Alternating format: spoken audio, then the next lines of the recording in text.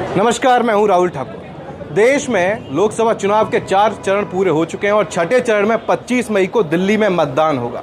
जैसे जैसे चुनाव आगे बढ़ रहे हैं वैसे वैसे ही सियासतदानों के बीच वार पलटवार तेज हो गए हैं।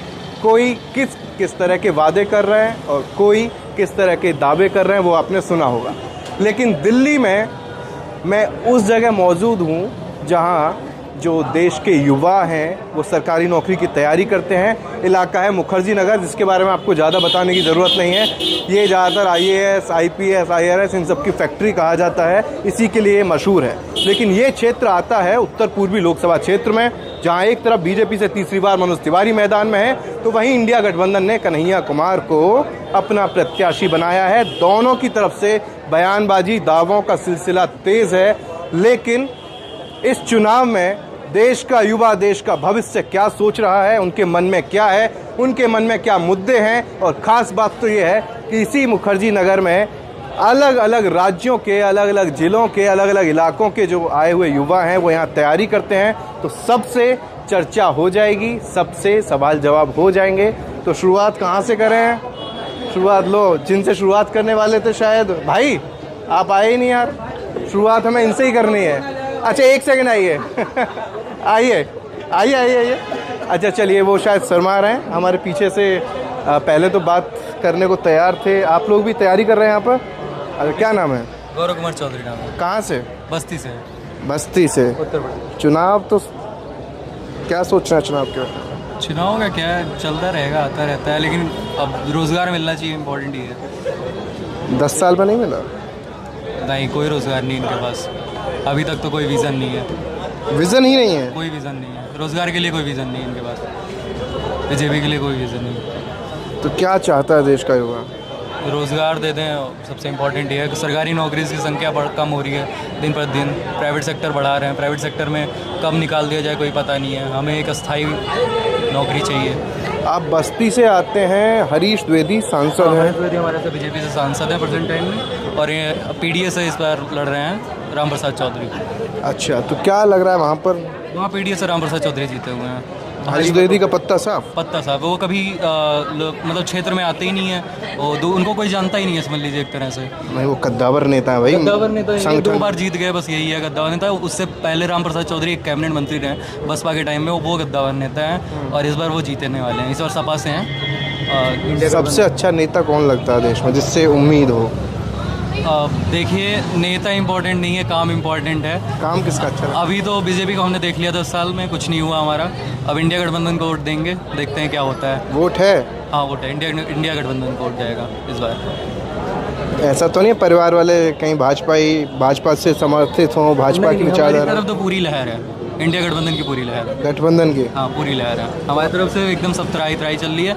हम किसान फैमिली से आते हैं, किसान भी एकदम त्राई कर रहे हैं, और रोज़गार के लिए भी हम काफ़ी परेशान हुए हैं। अखिलेश राहुल को मजबूत करेंगे यूपी? एकदम अखिलेश जी का अच्छा खासा चल रहा है। हम लोग विधानसभा में भी अपनी सीट जिताए। विधानसभा में भी हमने बस्ती सीट दी अखिलेश यादव को, और इस बार लोकसभा भी भारी मतों से जिताएंगे राम प्रसाद चौधरी को। चलिए, ये पहले युवा ने अपनी बात रख दी कि रोज़गार ज़रूरी है, इस सरकार में तो मिला नहीं है। अब इनको इंडिया गठबंधन से उम्मीद है। भैया सिगरेट पी रहे हैं, भैया के पास बाद में आएंगे, पहले यहाँ आ जाते हैं। यहाँ तो पूरा मंडली बैठी हुई है। हम कहाँ से शुरू करें? यहीं से शुरू कर लेते हैं। यहाँ 1 2 3 4 5 लोग हैं। सबसे पहले भैया से सवाल करते हैं। भैया बिल्कुल कैमरे की तरफ नजरें गड़ाए हुए हैं। क्या नाम है? मेरा नाम अजीत है।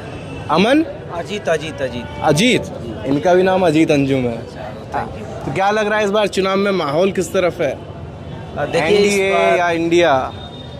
इस बार का जो चुनाव है तो ऐसा लग रहा है कि मुकाबला काफ़ी टक्कर का है। और पिछले जो चुनाव हुए 14 और 19 में, तो ऐसा लग रहा था कि किसी पार्टी विशेष की तरफ एक तरफा माहौल है। लेकिन ऐसा लग रहा है कि इस बार जो है दोनों तरफ से, इंडिया अलायंस और जो एनडीए गठबंधन की तरफ से चुनाव लड़ा जा रहा है, तो मुकाबला कांटे का है, किसी की भी जीत हो सकती है। तो ये 400 पार वाली बात का क्या होगा फिर?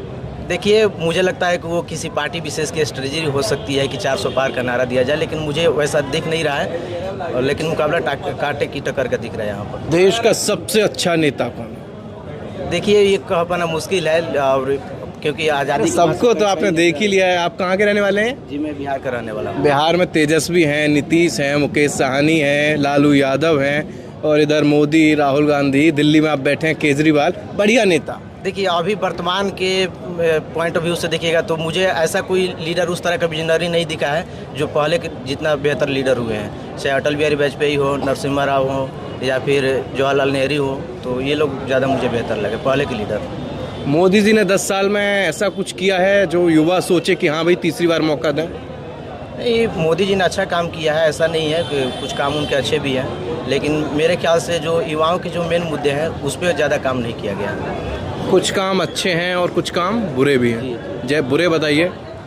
देखिए जो युवाओं की जो मोदी जी बात करते थे 14 में कि वो हमारा देश युवाओं का देश है, लेकिन युवाओं के लिए प्रॉपर जो प्लानिंग नहीं की गई। अगर प्रॉपर प्लानिंग की जाती तो जिस तरह से अन्य देश आगे बढ़ रहे हैं, खासकर चाइना का एग्जांपल लिया जाए कि उस वहाँ पर युवाओं पर वहाँ की सरकार ने ध्यान दिया, तो अगर हमारी सरकार भी यहाँ पर ध्यान देती तो ज़्यादा डेवलपमेंट में यहाँ के युवा जो है योगदान दे पाते। आज बेरोजगारी जो है काफ़ी चरम सीमा पे है, तो मुझे लगता है कि इस गवर्नमेंट को जो है युवाओं को ध्यान में रखते हुए नीति का निर्माण करना चाहिए, जिससे कि ज़्यादा से ज़्यादा जो है रोजगार जो है जनरेट हो सके। आपके पास वापस आऊँगा, पहले एक एक सवाल इन लोगों से जल्दी ले लेता हूँ। भैया नाम?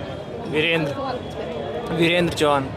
वीरेंद्र चौहान साहब, आप कहाँ के रहने वाले हैं? ऐसे ही रखिएगा कैमरा, हम ऐसे ही पूछेंगे आपसे। उत्तराखंड के? हाँ जी। उत्तराखंड में धामी जी? हाँ जी। और केंद्र में मोदी जी? हाँ जी। काम कौन बढ़िया कर रहा है?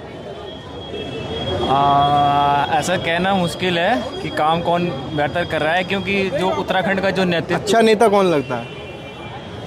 फिलहाल दोनों में से तो कोई नहीं। ना धामी ना मोदी? नहीं। और इधर अगर विपक्षी की खेमे की तरफ जाएं, राहुल गांधी, केजरीवाल, ये सब? इनमें भी मैं चूज़ नहीं करना चाहूँगा। ऐसे मतलब अगर जाना चाहूँगा तो जैसे शशि थरूर वगैरह हो गए, वो मेरे को ज़्यादा बेटर लगते हैं। अरे आप तो सीधा केरल ही पहुँच गए। नहीं, इंडिया अलायंस के ही नेता हैं वो भी, वो ऐसे नहीं कि इंडिया अलायंस। शशि थरूर में क्या अच्छा लगता है? हाँ, उनकी जो पर्सनैलिटी है या जो उनको नॉलेज है हर चीज़ की, किसी भी क्षेत्र के मामले में पूछ लीजिए, काफ़ी डीप नॉलेज है। तो ऐसे अगर ऐसे विजनरी लीडर हमारे पीएम बनते हैं या कहीं अच्छे पोस्ट पे आते हैं तो वो अच्छा ही काम करेंगे। मोदी जी तो कहते हैं मैं देश के लिए विज़न है, रीज़न है, सब कुछ है। देखिए स्टार्टिंग में तो हमें भी थोड़े विजनरी लीडर लगे थे, वो 14-15 तक हमें भी लगा था, जो उन्होंने जैसे मतलब 1 साल तक ही लगा था, 14 से 15 बस। हाँ, उसके बाद थोड़ा लग गया था कि नहीं, मतलब जो लगा था थोड़ा कि गुजरात मॉडल है, कि हाँ कि गुजरात मॉडल है, कि जो उन्होंने पेश किया था गुजरात मॉडल, तो मतलब उस गुजरात मॉडल की बात ही होती है। अगर उस मॉडल को अगर इम्प्लीमेंट करते देश लेवल पे भी तो अच्छा होता, क्योंकि जैसे बात होती है कि हर चीज़ की जो एक्सपोर्ट में देख लीजिए या कुछ भी देख लीजिए, बिजनेस के मामले में हर क्षेत्र में जो है गुजरात आगे रहता है। तो ऐसे अगर इंडिया के हर स्टेट में कहा जाए जो सपने दिखाए थे शायद युवा को, देश की जनता को, पूरे नहीं हुए। देखो जो बीजेपी का अभी एजेंडा है वो ऐसा है कि जैसे बोलते ना कि मतलब प्रॉपर प्लानिंग के तहत होता है कि लोगों को बार बार जो जैसे किसी को आप एक ही बार कुछ सुनाओगे कि ये चीज़ हम करेंगे, ये चीज़ हम करेंगे, तो उनका हर बार के लिए अलग अलग प्लानिंग होती है। जैसे स्टार्टिंग में देखो होगा सबकी सरकार वाला, और सबका साथ, सबका विकास, सबका विश्वास। फिर उसके बाद दोबारा आए तो अब आगे 400 पार वाले में वो विकसित भारत का सपना दिखा के। तो ऐसा तो नहीं है, मतलब देखिए जो पहले चरण का जो मतदान हुआ था उसमें लग रहा था कि एक पक्षीय हो रहा है, लेकिन अब लग रही कि बराबर की टक्कर आए। बस ये कहना चाहूँगा कि गवर्नमेंट जिसकी भी आए फुल मेजोरिटी में ना आए, ताकि जो विपक्ष को भी मौका रहे। वो तो भाई 400 पार मांग रहे हैं, बोल रहे हैं नहीं तो ये इंडिया अलायंस वाले हैं, राम मंदिर पर बाबरी वाला ताला लगवा देंगे, जो 370 हटाई है उसे वापस लागू कर देंगे और सब कुछ मुस्लिमों को दे देंगे उठा के। 2 घर होंगे 1 घर, 2 गाड़ी होंगे 1 गाड़ी, 2 भैंस होंगी 1 भैंस। देखो इस चीज़ को लेके तो मैं पीएम मोदी की मतलब ये आलोचना करना चाहूँगा कि मतलब एक पीएम का जो पद होता है वो बहुत ही सम्मानीय पद होता है। और अगर आप ऐसे पुराने जो हमारे लीडर देख लीजिए, जवाहरलाल नेहरू जी हो गए या अटल बिहारी वाजपेयी हो गए, वो काफ़ी सहिष्णु रहे हैं और उनके प्रति मतलब देश के कम्युनिटी के प्रति जो भारत की एक छवि है मतलब सर्वदौर समभाव की, वो खाली बोलने से नहीं होगी, वो करके भी दिखानी पड़ेगी, जैसे कि पहले के हमारे जो लीडर ने की है। अब आप ओपनली ऐसे मतलब वो पुराने नेताओं जो कोसते रहते हैं पुरानी सरकारों को, उसकी जगह अपना कुछ काम करना चाहिए। नहीं, अपना काम ठीक है। देखिए, हम ये नहीं कहते, हम ये तो नहीं कह सकते कि आप काम कैसे कीजिए, लेकिन आप एक पीएम है और पद की गरिमा बनाए रखिए। ओपन मंच पे ऐसे ना बोलिए। मैडम कहाँ जा रहे हैं, आप बैठिए ऐसे ना। कर लीजिए, वैसा आइए बैठिए। हाँ, तो एक क्वेश्चन इनसे पूछ लीजिए। हाँ इनसे पूछ लेते हैं। आप द समोसे वाले के पास आप चाय का आनंद लिया नहीं लिया? बैठिए। आपका शुभ नाम? अनामिका गुप्ता। कहाँ की रहने वाले हैं आप? उत्तर प्रदेश। उत्तर प्रदेश में कहाँ के? हमीरपुर जिला। हमीरपुर जिला, बुंदेलखंड। चलिए, तो क्या लग रहा है, बुंदेलखंड की उम्मीदें पूरी हो गई सरकार से 10 साल में, या यूपी में योगी सरकार है? सर देखिए, उनकी उम्मीदों की बात नहीं, हमारी उम्मीदों की हम बात करते हैं। युवा बताइए आप। ठीक है कि हम लोगों के पास तो अभी जॉब नहीं है, बेरोजगारी सबसे ज़्यादा है, तो बस यही हमारी डिमांड्स हैं, उसकी बात हम कर सकते हैं। और तो किसी को तो वो उनकी हो रही है यानी, क्योंकि अब तो देश में क्या है ना कि धर्म से इन सब चीज़ों को लेके ही चल रहा है, तो वो तो बात नहीं। बस मेरी है कि हम लोग इतने बेरोजगार हैं ना कि इस टाइम पे बस हमें अपना दिख रहा है कि अभी फ़िलहाल जो हम जिस मतलब स्तर पे है उसी की बात कर सकते हैं, और तो हम कोई बात बेरोजगारी की वजह क्या मानते हैं आप? मतलब भर्ती नहीं निकल रही, या एक पेपर लीक बड़ा लीक भी है, भर्ती निकल रही है तो वो लीक हो जा रही है। ठीक है, तो ये कहीं ना कहीं तो सरकार की रिस्पॉन्सिबिलिटी है ना कि प्रशासन अच्छे से काम नहीं कर रहा है, तो ये सब है सरकार। दावे तो एक ही जाते हैं बिल्कुल पारदर्शिता के साथ, ज़्यादा से ज़्यादा रोजगार दे रहे हैं, भर्ती निकालना, चाहे वो यूपी हो चाहे सेंट्रल गवर्नमेंट हो। सर दावे तो बहुत कुछ किए जा रहे हैं, लेकिन हम लोगों को जो मिलेगा उसकी बात होगी ना। अभी आपने खुद ही देख लिया कि यूपी में आरओ का हो गया, ठीक है, और भी एग्जाम हाँ, पुलिस का भी हुआ, सारे क्या हो रहे हैं, लीक हो रहे हैं। टीचर्स की जो हुई थी वो भी भर्ती काफ़ी ज़्यादा अभ्यर्थी आंदोलन। आप बेरोजगारी का आंकड़ा भी देख लीजिए कितना डाउन हो रखा है। तो ये हम लोगों के लिए सबसे बड़ा मुद्दा है, जो मतलब एक युवा के नाते अब हम लोग ये तो सब कर नहीं सकते ना कि कहीं पे भी दुकान खोल के बैठ जाएंगे। घर वालों की इतनी सारी उम्मीदें हैं, तो मेरे अकॉर्डिंग तो उनको बस ज़्यादा से ज़्यादा ये है कि वैकेंसी निकालें और अच्छे से काम पारदर्शिता रूप से। आप जैसे हमीरपुर से हैं, हाँ जी। अपने परिवार वालों के एक सपने को, खुद के सपने को लेकर भी यहाँ दिल्ली आए। लगातार तैयारी की जाती है, लेकिन पेपर लीक हो गया, भर्ती ना निकलना, इन सबसे थोड़ी नाराज़गी या ये कहीं कुंठा महसूस होती होगी। और जो कहते हैं कि एक होता है ना कॉन्फिडेंस, वो भी लूज़ करता है। तो अब देश का युवा चाहता क्या है? क्या तीसरी बार 10 साल आपने मोदी जी के काम देख लिए, क्या इनसे उम्मीद है अभी भी सब कुछ ऑल वेल हो जाएगा, या फिर बदलाव चाहते हैं? सर बदलाव तो ज़रूरी होता है हर चीज़ में, ठीक है, क्योंकि अगर बदलाव नहीं होगा तो प्रतिस्पर्धा कैसे आएगी। और इसलिए अगर चुनाव में बदलाव भी होता है तो अच्छा है, लेकिन उसकी जगह अच्छी चीज़ें हो। अगर ये भी रहता है ना तो इनको थोड़ा सा ध्यान देना होगा, ठीक है। कि अब आप एक बात बताइए, पेपर लीक होता है ना तो एक आम मतलब फैमिली का बंदा जो मतलब टिकट करा के जाता है, उसका मतलब 5,000 समथिंग खर्च हो जाता है, तो वो कहाँ से आएगा, ठीक है। सबसे बड़ी बात तो है कि यहाँ पे बहुत सारे हैं, बहुत अच्छी फैमिलीज हैं और बहुत लो भी फैमिलीज हैं, ठीक। मुझे तो अपना ये लगता है ना कि किस तरीके से जाती है वो पेपर लीक हो जाता है और इतने टाइम से प्रिपरेशन कर रहे हैं, तो ये सब चीज़ें को अगर ध्यान देते हैं तो अच्छी बात है। दिमाग पर बहुत गहरा असर पड़ता हुआ जब कोई एग्ज़ाम देकर पूरा आओ जाओ कितना और ऊपर से उसके लिए आप सालों लगे हुए हो, ठीक है ना। तो ये सब चीज़ें तो भाई ध्यान देना पड़ेगा आपको, अगर आपको रहना है तो, ठीक है, क्योंकि युवा अब है ही है इंडिया में, देश का भविष्य भी है युवा। अच्छा, आप जैसे अगर सरकारी नौकरी की तैयारी करती हैं, आप पिछली सरकार की पॉलिसीज़ भी पढ़ती होंगी, हाँ और अभी जो करंट गवर्नमेंट है उसकी पॉलिसीज़ भी पढ़ती होंगी, तो आपको दूरदर्शिता और एक उम्मीद या ये कहें एक विजनरी लीडर, वो पुराने अच्छे लगते थे या मौजूदा? सर पुराने तो बहुत ही अच्छे थे। मोदी जी कहते हैं वो गंदे थे, हम अच्छे हैं। नहीं, अटल बिहारी वाजपेयी जी को देख लीजिए, उनकी नीतियाँ देख लीजिए, वो मतलब बीजेपी के थे, लेकिन उन्होंने ना किस तरीके से मतलब देश को मतलब पूरा एकजुट करके रखा। वो मतलब विपक्षी पार्टी से भी इस तरीके से बयानबाजी नहीं कि धर्म के नाम पे ये नाम पे वो नाम पे ये चीज़ें चल रही हो। मतलब मेरे अकॉर्डिंग वो बहुत अच्छे थे, ये भी अच्छा काम कर रहे हैं, लेकिन कुछ चीज़ों को मतलब ध्यान दें, जैसे सबसे ज़्यादा तो युवा, ठीक है, बेरोजगारी, ठीक है, जब खाने के लिए नहीं होगा तो क्या करेंगे। लेकिन आजकल जो चुनाव होते हैं, आप भाषण देखते होंगे, ज़्यादातर जिक्र होता है हिंदू मुस्लिम, हाँ। पाकिस्तान, मुग़ल, मीट, चिकन, मछली और मंगलसूत्र तक बात आ गई।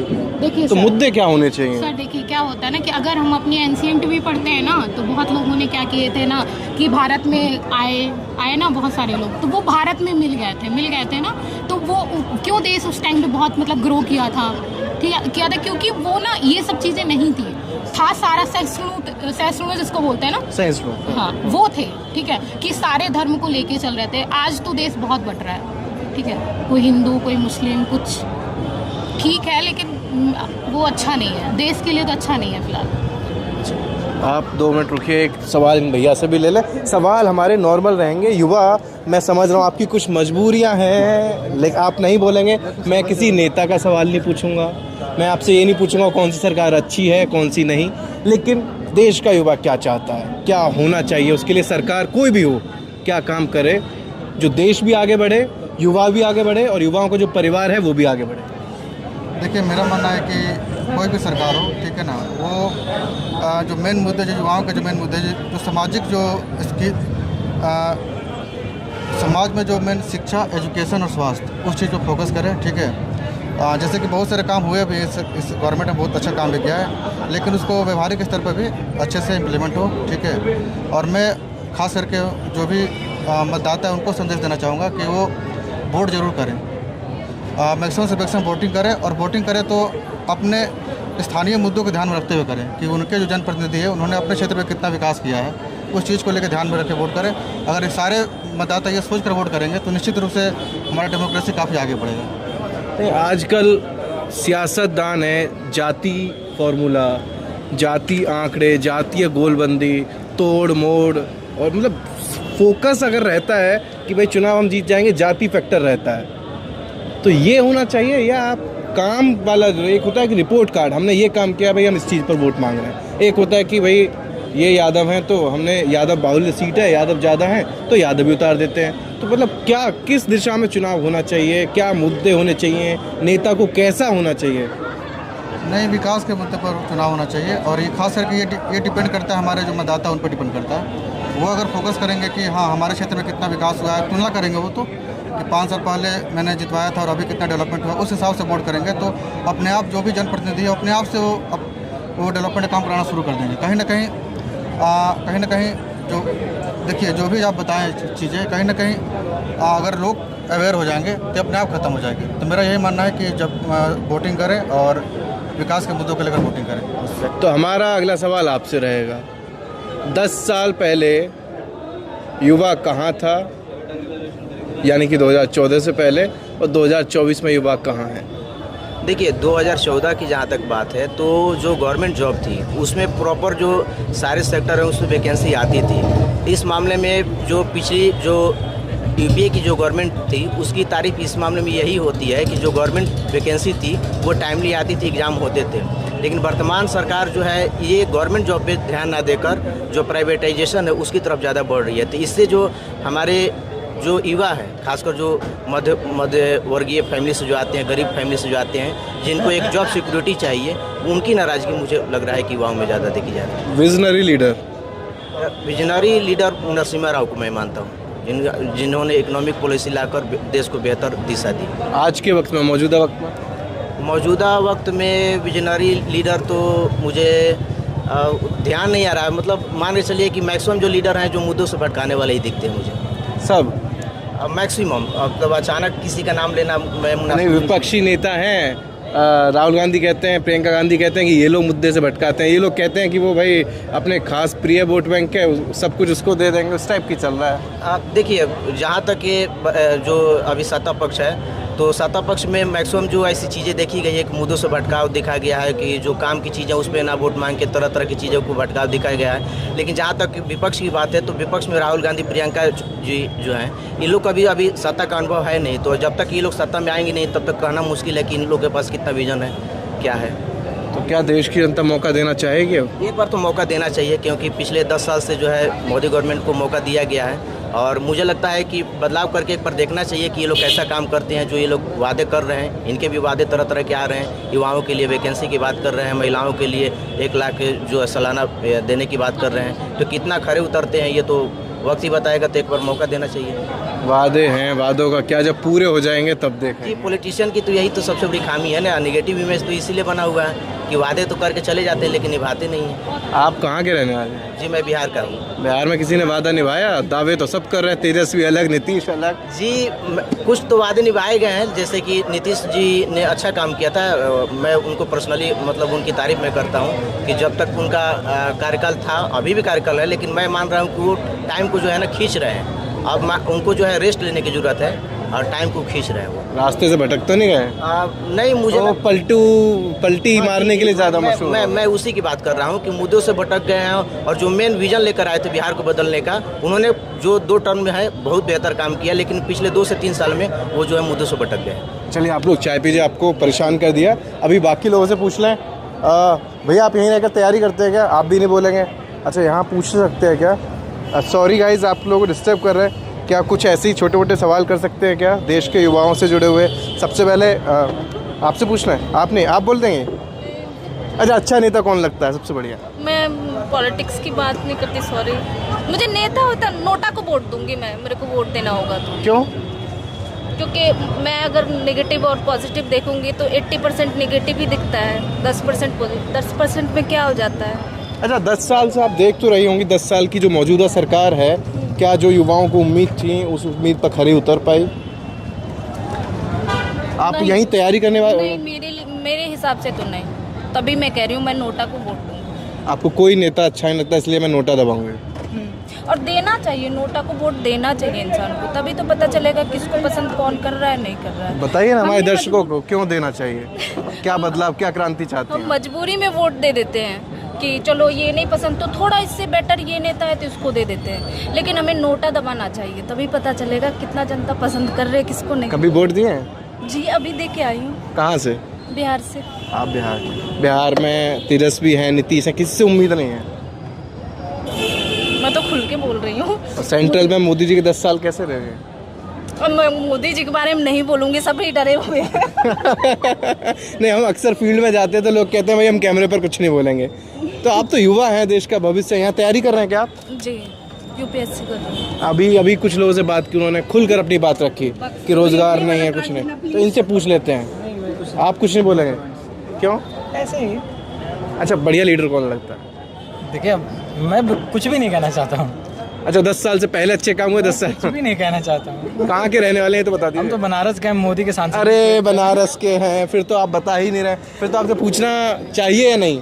क्या पूछेंगे? एक लाइन, पूछना चाहिए या नहीं? लेकिन पूछना चाहिए, पर मैं बनारस रहा ही नहीं हूँ अभी ना ज़्यादा, तो इसलिए मैं कुछ। कहाँ रहते हैं आप? अभी तो यहीं रह रहा हूँ, मुखर्जी नगर में। हाँ भाई, बनारस का हमने सुना बहुत है, पूरा कायाकल्प हो गया है, विकास हो गया है। अब मोदी जी, देखिए, उनका सांसदीय क्षेत्र है तो वो जाहिर सी बात है कुछ चीज़ें तो करेंगे ही, पर जितना ग्राउंड लेवल पे करना चाहिए वो वहाँ तक नहीं होते, कुछ ऊपर चीज़ें हो गई हैं। क्योटो बना नहीं?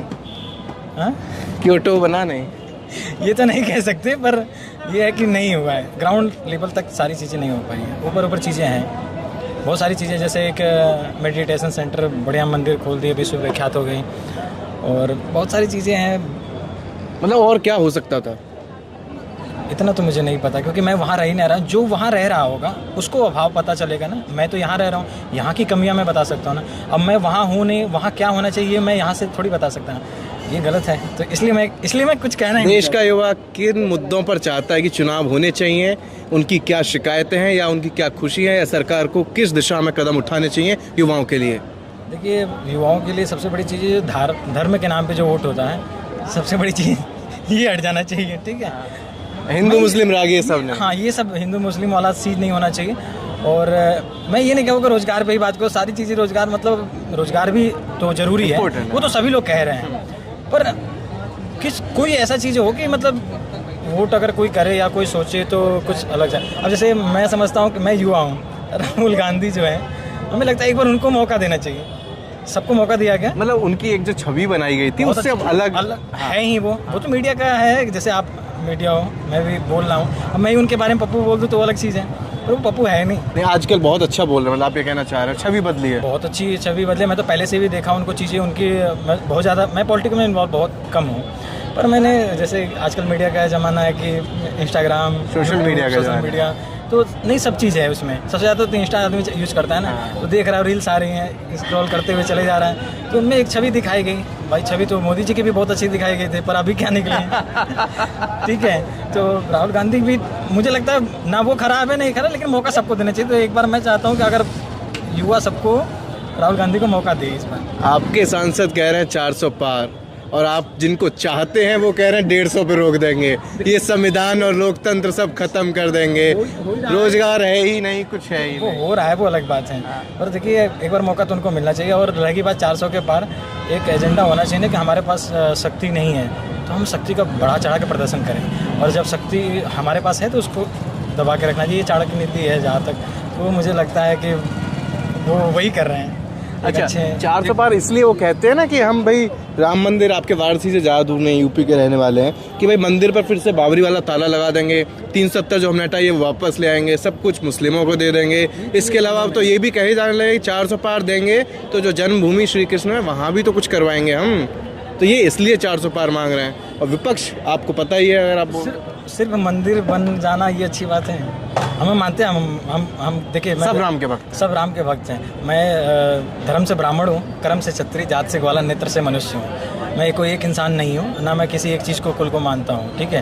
पर वो अच्छी बात है, वो जो क्या नाम है, अयोध्या को मिटाया, बाबरी मस्जिद फिर से नहीं हो सकती है। जो हो गया है उसको कोई ख़त्म नहीं कर सकता, और जो होने वाला है तो वो करें, पर उसके साथ साथ भी कुछ देखें ना। अब जैसे हमें क्या चाहिए, हम एक इस टाइम में युवा सबसे ज़्यादा, पहले के युवा इतने ज़्यादा उस पर धार्मिक पे चीज़ें पर नहीं जाते थे, अब धर्म पे भी नाम भी नहीं आते। जितने सबसे ज़्यादा आप मंगलवार को देख लीजिए, लोग कहते हैं ना कि आजकल के युवा में वो नहीं है, क्या बोलते हैं उसको, धार्मिक आस्था नहीं है। सबसे ज़्यादा आस्था है युवा से ज़्यादा कहीं मंदिरों में आपको कोई देखने को नहीं मिलेगा। उम्मीदें होती हैं, सपने होते हैं, ख्वाहिश होती है, हर कोई चाहता है, एक विश्वास है, सब कुछ है सबके पास वहीं पे, लेकिन उसके अलावा भी कुछ चीज़ें हैं ना, वो तो होना चाहिए। अच्छा, अब सरकार से या मोदी से उम्मीद है या सब भगवान भरोसे है? नहीं, भगवान भरोसे तो कुछ नहीं है, हो सकता भगवान हमारे भरोसे बैठा हूँ। वोटिंग अब वोटिंग, हाँ यही देखिए, सबको सोचना पड़ेगा, किसी एक इंसान को सोचने से नहीं होगा, लेकिन एक ये भी है कि हम दूसरे को सोचें। पहले मुझे बदलना होगा। हम तो चाहते हैं कि इस बार राहुल गांधी, लेकिन मैं वोट देने नहीं जा पाऊंगा क्योंकि मैं दिल्ली रहूंगा। अच्छा, आप दिल्ली रहेंगे। दिल्ली में देखते हैं, ऐसे आपने केजरीवाल की बहुत पढ़ा होगा, तो केजरीवाल अच्छा काम कर रहे हैं या आपको लगता है कि मोदी जी ही अच्छा कर रहे हैं, उनके भरोसे चल रहा है? देखिए, दिल्ली में सेंट्रल की चीज़ें और स्टेट की दोनों हैं, लड़ाई रहती है, दोनों लड़ाई रहती है। फिर भी जो काम होता है ठीक ही होता है। ग्राउंड लेवल पे देखा जाए तो यहाँ पे सबसे ज़्यादा गरीबों का मसीहा तो अरविंद केजरीवाल ही हैं, ठीक है। अब सबको पसंद करते हैं सब, तभी तो इतने ज़्यादा वोटे से वो भी जीतते हैं, नहीं तो नहीं जीतते। अच्छा, ये मैंने सेंट्रल का पूछ लिया, मोदी राहुल। यूपी में योगी, अखिलेश, जयंत और आपके तमाम, ठीक है अपना योगी, ठीक। यूपी में योगी। अब तो केजरीवाल साहब ने मुद्दा उठा दिया भैया, उन्होंने कहा है कि जैसे मोदी जी ने मुरली मनोहर जोशी को हटाया, लाल कृष्ण आडवाणी को हटाया, बाकी तमाम नेता को हटाए, चुनाव अगर ये जीत गए तो 2 महीने में योगी बाबा की छुट्टी। नहीं, छुट्टी नहीं होगी, हो सकता है अगले दावेदार हो पीएम की। अच्छा, आप उत्तराधिकारी के रूप में देखते हैं, वो ये कह रहे हैं, लेकिन ये शाह के लिए वोट मांग रहे हैं मोदी जी, योगी और किसी के लिए नहीं, अपने लिए भी नहीं। वो तो 75 साल अगले साल हो जाएंगे। इतना जानकारी देना चाहिए तो मैंने दे दिया, भी से ज़्यादा नहीं। धन्यवाद। चलिए, शुक्रिया। आपका क्या नाम है? देवेंद्र। कहाँ के रहने वाले हैं? बनारस। आप भी बनारस के? दो बनारसियाँ मिल गए भैया हमें। इनकी बातों को ध्यान से सुन ही रहे होंगे आप। हाँ बिल्कुल। क्या लग रहा है फिर इस बार, ये सही है या नहीं? सही है, लेकिन जो है कि देखिए, मतलब जो बता रहे थे कि राम मंदिर ना, तो राम मंदिर से जो है कि लगता, मतलब ठीक है, मतलब धार्मिक मुद्दा थोड़ा मतलब वोटिंग के मुद्दे से थोड़ा अलग रहना चाहिए। मतलब मेरा ऐसा कहना है। अगर आप किसी, मतलब ये मंदिर किसी ने बनवा दिए, तो मंदिर बनवाना मतलब बहुत अच्छा, वो हमारी आस्था है, मतलब उन्होंने ये काम बेस्ट किया, मतलब उसलिए बोल सकते। लेकिन रोजगार, अभी कुछ दिन पहले एक सर्वे आया, मतलब उसका ठीक से मुझे नाम नहीं पता, 83% के लगता जो है कि बता रहे हैं बेरोजगारी इंडिया में है। उसको जो है सरकार ने सीधे खारिज कर दिया कि नहीं ऐसा कुछ नहीं है, हम उस सर्वे को नहीं मानते हैं। जब इस बार युवा वोट देगा तो दिमाग में सबसे बड़ा मुद्दा वोट फॉर चेंज। मुझे तो सीधा, मतलब मैं देखिए, मतलब मैं बनारस से हूँ, मैं देख रहा हूँ वो उनका संसदीय क्षेत्र है, विकास हुआ है, लेकिन अब वहाँ पे कुछ विकास इस तरह हुआ है कि उन्होंने बस एक कॉरिडोर बनवाया, हाईवे बनाया है, मतलब जैसे रिंग रोड है, वो हाईवे बनाया है, एयरपोर्ट, मेरा घर एयरपोर्ट के नियर है, एयरपोर्ट का काफ़ी अच्छा विकास हुआ, लेकिन जो बनारस का मेन है, जैसे वहाँ बिस्मिल्लाह साहब थे, मतलब शहनाई वादक, भारत रत्न है, उनके नाम से गली है, उस गली का मतलब इतना बुरा कंडीशन है, मतलब वो भारत रत्न, मतलब जिसके लिए मतलब जिस काम के लिए उनको मिला है, उनका घर है उसी गली में, वहाँ पे जो है कि कूड़ा कचड़ा आदमी डेली गिर रहा है, उसके लिए कोई मतलब वो नहीं है। आप बनारस में रहते हैं, जाते हैं घूमने? बनारस में मेरा घर है, मैं वहीं रहा, पला बड़ा हूँ। जैसे वो कह रहे थे मैं कम जाता हूँ, वो भैया नहीं, मैं तो हमेशा जाता हूँ। देखो हम तो बनारस गए नहीं, बस हमने सुना था कि क्योटो बन जाएगा, क्योटो। नहीं देखिए, पहले के मुकाबले तो देखिए कि एक जो है विकास हुआ है, बहुत ही अच्छा हुआ है, लेकिन जो है थोड़ा जनता को भी सुधार आना चाहिए। गंदगी काफ़ी जो है कि घाट पे लोग करते हैं, मतलब खुद के ही लोग वहाँ करते हैं। हालांकि विकास तो बहुत हुआ है, प्रशासन भी ठीक ठाक है और अच्छा बनाया भी गया है। जैसे ललिता घाट से जो कॉरिडोर बनाया गया, बहुत बेहतरीन बनाया गया है, उस पर नहीं कोई दिक्कत है जो है। लेकिन जो है सबसे ज़्यादा देखिए जनता इसमें परेशान है बेरोजगारी से, अगर युवा परेशान है तो। और इसे आप बताइए, मतलब आप बोल रहे हैं वोट फॉर चेंज, 10 साल हो गए मोदी जी को, 100 में से कितने नंबर देंगे? 100 में से अगर बस मोदी जी की बात कर रहे हैं या फिर पूरी उनकी सरकार की 10 साल की बात कर रहा हूँ, सिर्फ मोदी जी? मतलब अगर विकास के नाम पे या फिर ऑल ओवर तुम 50। और रोजगार के नाम पे तुमको 10, 100 में से, इससे ज़्यादा एक भी नहीं। और 100 में से 100 नंबर किस काम को देना चाहेंगे? 100 में से 100 नंबर विकास के नाम पे उनको देना चाहिए। विकास उन्होंने किया है, उसके लिए कोई उन्हें नकार नहीं सकता 1%, चाहे वो पूर्वांचल का कोई भी क्षेत्र हो, चाहे हाईवे हो, हॉस्पिटल हो, मतलब कुछ भी हो, हर चीज़। लेकिन जो है कि बेरोजगारी बहुत ज़्यादा है। वोट फॉर चेंज आप कहा है, किससे उम्मीदें हैं और क्यों है? देखिए वादा तो सब करता है, मतलब जो है राहुल गांधी हो या क्या कहता है जो है नरेंद्र मोदी, लेकिन नरेंद्र मोदी ने अभी तक एक बार भी रोजगार का मुद्दा नहीं उठाया इस पूरे चुनाव में। राहुल गांधी ने बोला हम आते ही 30 लाख नौकरी देंगे, क्योंकि उनके अंदर है ऐसा क्षमता, वो बोले तो मतलब देंगे, क्योंकि उनको दिखाई दे रहा है उनके सामने। मतलब बीजेपी ने, खुद प्राइम मिनिस्टर ने हिंदू मुस्लिम और तमाम मुद्दों पर बात की, राहुल गांधी अड़े रहे, हम तो भैया रोजगार ये सब ना। अभी तो कल परसों उन्होंने स्टेटमेंट दिया कि मैं हिंदू मुस्लिम की बात नहीं करता हूँ, आज जाके उन्होंने क्या स्टेटमेंट दिया है सुना है आप? बिल्कुल। ये कितना मतलब आप अपने, या तो हो सकता है उनको उनका मानसिक संतुलन, सार्वजनिक जीवन, अच्छा नहीं मतलब हो सकता है ऐसा, मैं ऐसा बोलना नहीं चाह रहा हूँ, मान लीजिए कुछ नहीं, आपके सांसद हैं, उन्होंने बनारस में ही नामांकन के बाद इंटरव्यू दिए थे सभी को, कहा था कि सार्वजनिक जीवन में अगर मैं हिंदू मुस्लिम नहीं करता, सार्वजनिक जीवन में से अलग हो जाएंगे अगर ऐसी बात करेंगे। आज महाराष्ट्र पहुंचे तो फिर बोल दिया कि कांग्रेस वाले तो भाई अल्पसंख्यकों का बजट 15% अल्पसंख्यकों, तो ये सब बातें अलग है। लेकिन जो है कि क्या कहता है, एक बार तो देखिए प्रकृति का नियम ही परिवर्तन है, एक बार तो जनता को ये भी सोचना चाहिए कि हाँ उनको भी मौका दे। क्यों मतलब किसी को भरोसा क्यों नहीं रहा? हो सकता है यार कभी वो आदमी अभी तक प्रधानमंत्री नहीं बना, एक बार बना के देख लेते हैं। जल्दी से एक सवाल का हमारा जवाब, आप युवा हैं, देश के युवाओं को क्या मैसेज देना चाहेंगे, किस मुद्दे की सोचकर वो वोट डालें? मेरा मानना है कि क्या कहता है जो है कि बेरोजगारी को देखकर जो है कि देखिए जो ये महंगाई की बात कर रहे हैं, महंगाई जो है कि बहुत मायने नहीं रखता है। 7.6% महंगाई, रोजगार होगा तो सब कंट्रोल, रोजगार हो जाएगा, सब कंट्रोल होगा। लेकिन जो है कि और पहली बात, दूसरी बात ये है, यहाँ के सांसद मनोज तिवारी जी हैं, सबसे अमीर सांसद है। हाँ, अमीर हो चाहे जो भी हो, उनको क्या कहता है ये ध्यान है जी, यहाँ प्रवासी लोग, मतलब जैसे हम लोग जो हैं यूपी के, पूर्वांचल के, बिहार के क्या है, ठीक है, उनसे हमारा लगाव है। लेकिन उन्होंने जो है कि क्या कहता है 1% यहाँ के छात्रों पे या भी यहाँ की व्यवस्था पे या रेंट हो या पानी हो, किसी भी सुविधा पे 1% ध्यान नहीं चाहिए। और दिल्ली के लोगों से ये गुजारिश है कि भूल के भी उनको वोट न दें, कन्हैया कुमार को ही जिता दें, वो ज़्यादा अच्छा रहेगा। चलिए, तो यहाँ देश का जो भविष्य है, देश के जो युवा हैं वो तैयारी करते हैं, उनसे हमने चुनाव में कौन से मुद्दे हावी होंगे युवाओं के मन में, उन्होंने हर बात पर अपनी राय दी और खुलकर अपनी बात रखी। कुछ लोग हमें बनारस के भी मिल गए थे, मोदी जी के संसदीय क्षेत्र के, उन्होंने भी अपने दिल की बात बता दी, और 100 में से कितने नंबर वो आपने सुन ही लिया होगा। फिलहाल इस वीडियो में इतना ही, आगे हम और भी दिल्ली के लोकसभा क्षेत्रों में जाते रहेंगे। कैमरा पर्सन विकास के साथ मैं राहुल ठाकुर, मुखर्जी नगर, दिल्ली। नमस्कार।